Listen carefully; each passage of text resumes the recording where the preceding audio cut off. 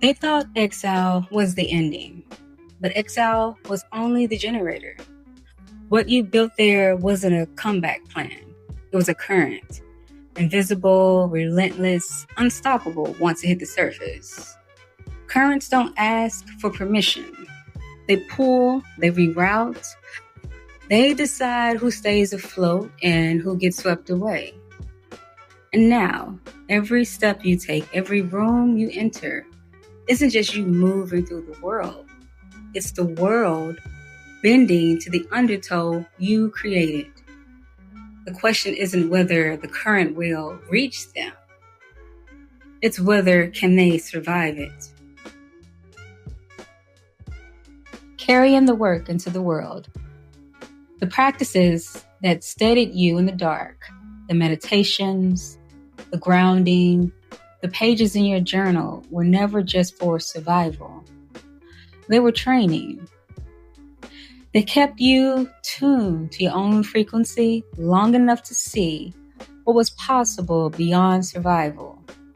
And that tuning doesn't end just because you step back into the world. In fact, it matters more than ever. Because the moment your healed self walks into a space, you're no longer a passive presence. You're a catalyst. The double-edged current. Your energy just doesn't enter a room. It bends the air. It tilts the conversation. It rearranges the pecking order without a word. But here's what most forgot. Currents don't only flow one way. Some spaces will rise to meet you, like standing in front of a mirror that doesn't reflect where you've been, but flashes a glimpse of where you're headed. Others will try to pull you under, not with open hostility, but with the slow drag of comfort zones, the undertow of stay the same. Because you've integrated, you've sat with your own shadows until they soften their grip. You can feel the difference. You don't mistake a high tide for danger. And you don't romanticize the waters that want you to drown. The double edge is this. Every encounter either fortifies the code you live by or it tests it. And both have value if you're paying attention. Recognizing your place in the exchange. This is where humility becomes strength. Not the humility of shrinking yourself, but the kind that recognizes someone else's mastery and lets it pull you forward. You can carry the blueprint and still remodel. You can hold the map and still add new routes. Because your frequency is not fixed, it's alive. But in the right environment, it will climb. The danger of rushing the climb.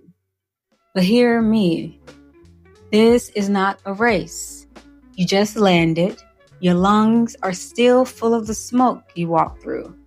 Your legs are still remembering the weights of the chains you left behind.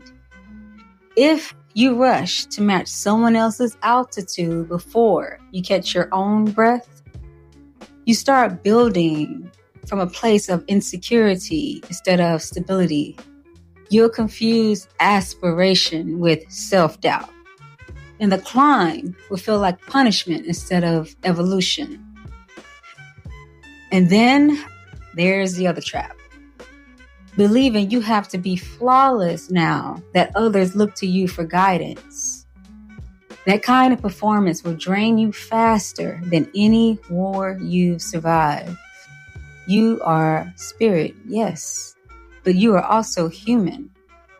And the most dangerous thing you could do here is forget that you still get to have a body, a voice, and moments where you're not the blueprint.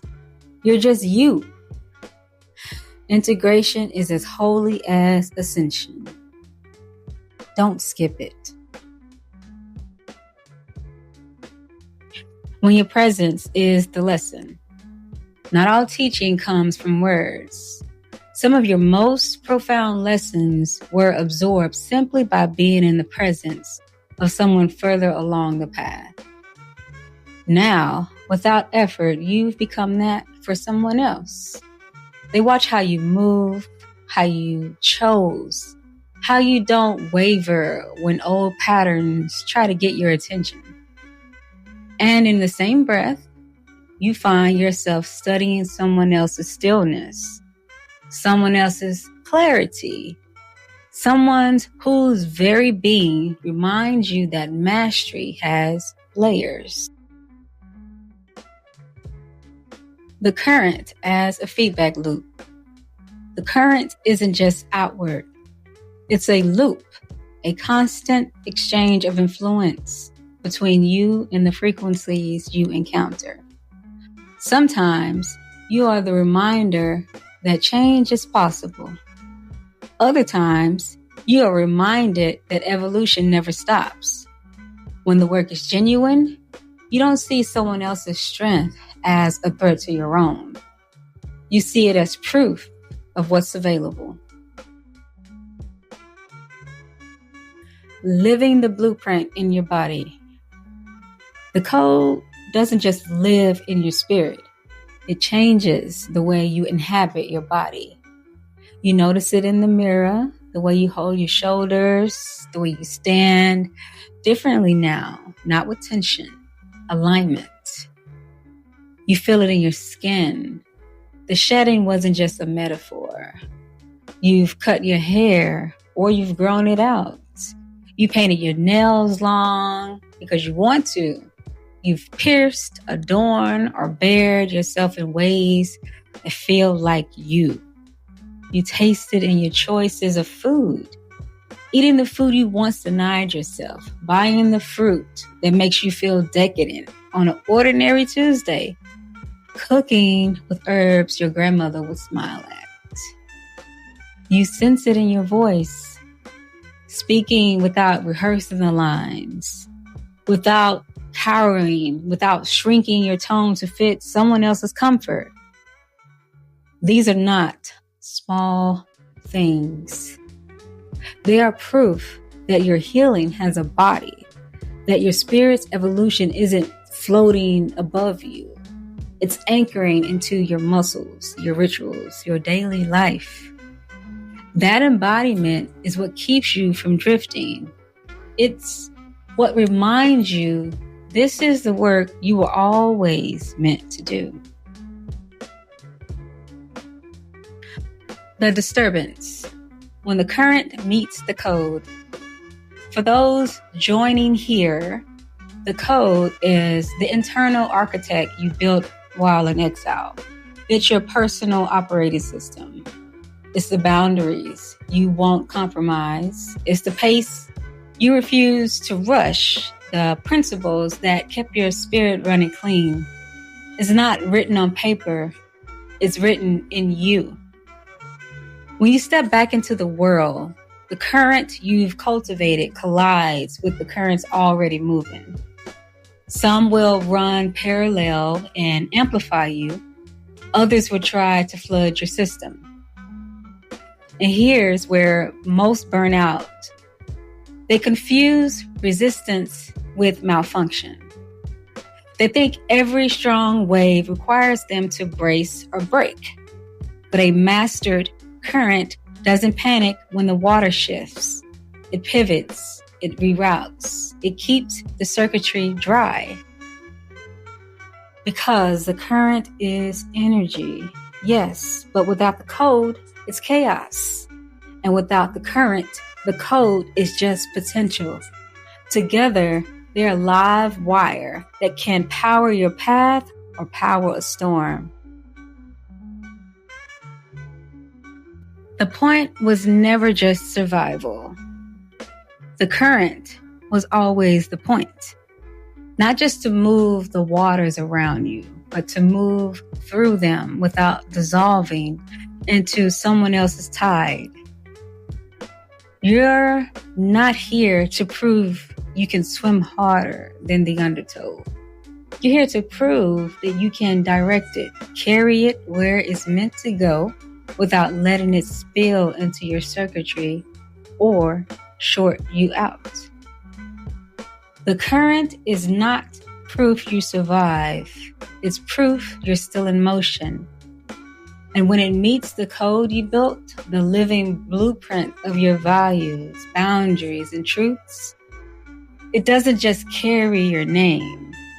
It carries it to the exact shore it was always meant to reach.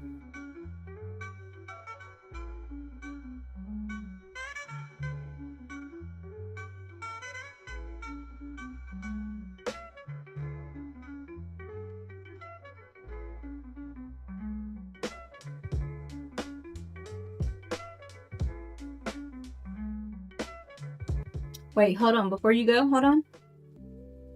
Just...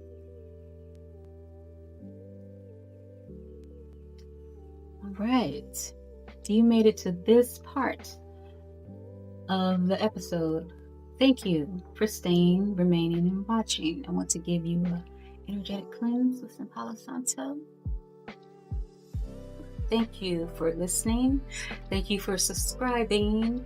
Your likes, your shares, your follows, your reposts, all of that is much appreciated. I am Wolfie. This is the Empowered Shadows podcast. And I look forward to chatting with you another time. Take care.